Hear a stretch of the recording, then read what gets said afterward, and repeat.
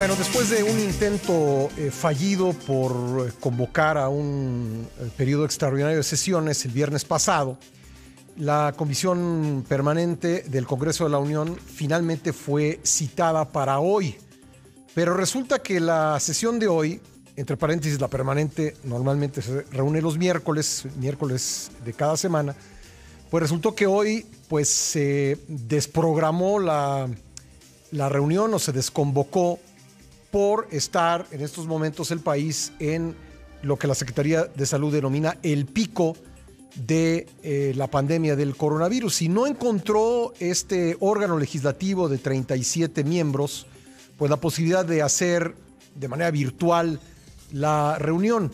Y esto pues me llevó a reflexionar respecto de que nuestra Constitución no considera situaciones así. Y quise preguntarle a un especialista, a nuestro buen amigo José Elías Romero Apis, especialista en Derecho Constitucional, pues qué opinaba al respecto. Lo tengo en la línea telefónica. Querido Pepe, ¿cómo estás?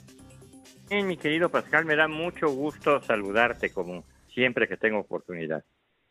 Bueno, a ver, lo platicamos incluso ayer telefónicamente, estimado Pepe.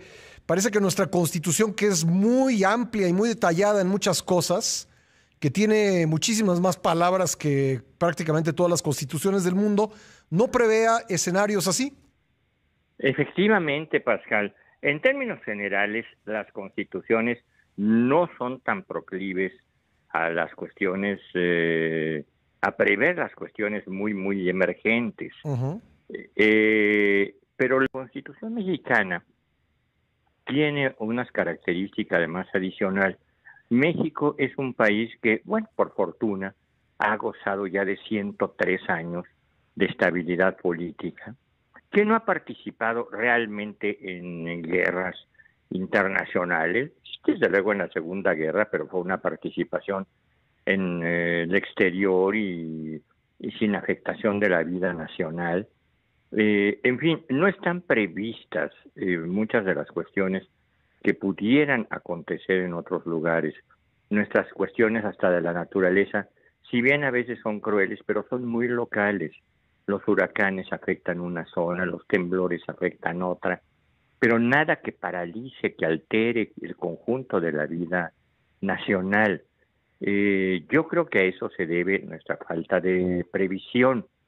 En ese sentido. Y en otra parte, aunque hay un gran resumidero de emergencias que la Constitución deposita en el presidente de la República, que es la suspensión de garantías prevista por el artículo 29 constitucional.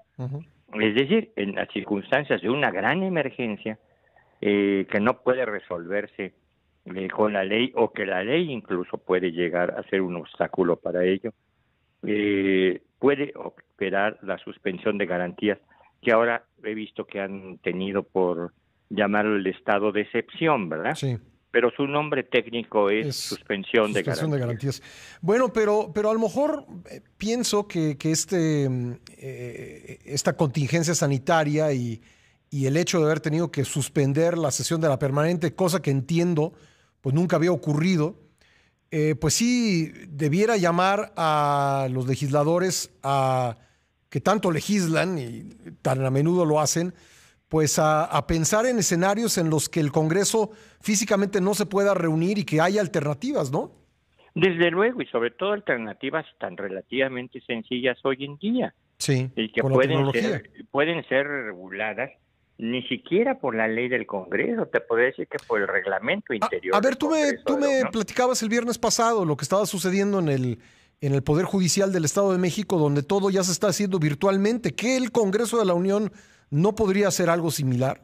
Desde luego, una sesión de la Comisión Permanente, que además es una comisión de 37 legisladores, sí. Puede sesionar fácilmente en línea. Digo, el Congreso de la Unión tiene todos los recursos, podría instalar ahorita en una hora un sistema en línea en casa de cada legislador. Es decir, no habría ningún problema. Sí. Y no hay ningún obstáculo legal para que sesione de esa manera el Congreso de la Unión. No hay ningún obstáculo legal. No, y muy particularmente la permanente, que la permanente no vota por tablero, como es el pleno de las cámaras, Claro. Sino que vota de viva voz.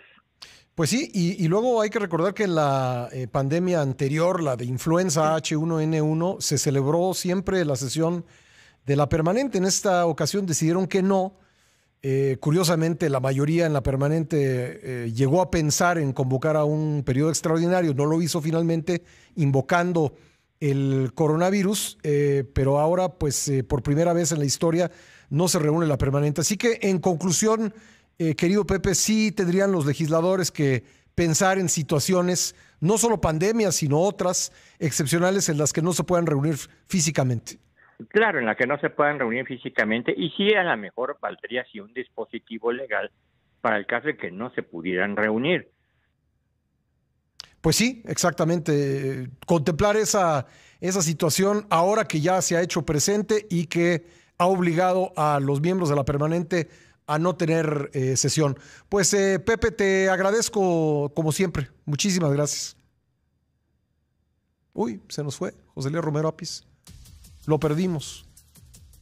Bueno, pues desde aquí le agradecemos mucho que haya estado con nosotros esta mañana. No sé si podamos despedirnos de él por teléfono, pero bueno, ahí dejamos la conversación y mucho le agradecemos a José Luis Romero Apis el comentario sobre este tema. Tenemos que irnos a corte en este momento. ¿Lo tenemos? Pepe, se nos fue la comunicación. Gracias. Muchas gracias a ti, Pascal, y a toda nuestra audiencia. Muy amable, gracias. José Luis Romero Apis.